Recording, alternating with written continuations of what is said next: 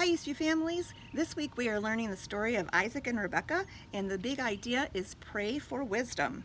In the story we learned that Rebecca actually watered 10 camels for the servant that came, and we're going to play a game, or you and your kids can play a game that will kind of go along with this. So as you'll see out here in our backyard, I have 10 random stuffed animals with cups in front of them, and then we have a bucket with water and a cup.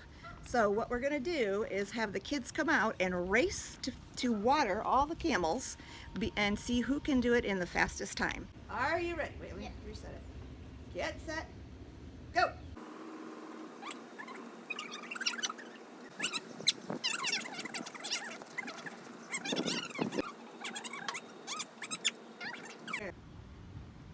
All right, so that was our race to water the camels. So you can kind of finish up by talking about how hard that was, and just to talk about for Rebecca, it must have been way harder because she had to feed 10 real camels, which probably would have needed a lot more water.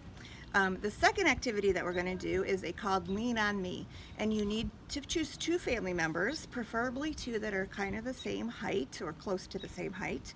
And the one will stand as still and as strong as they can, and the other will lean on that person and gradually walk their feet away from that person while they're still leaning on them, and see how long you can get it to happen before that person either falls or the other person falls over.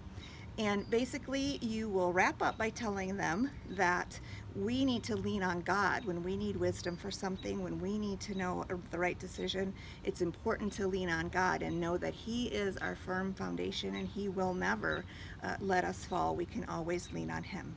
So I'll just show you an example of how we did that, and then we will see you again next week. Okay, so Abe in the blue is going to be the one that stands still, and Luke's going to be the one leaning on him. So go ahead, Luke, and walk out. See if you can lean on him as far as you can get. Good job.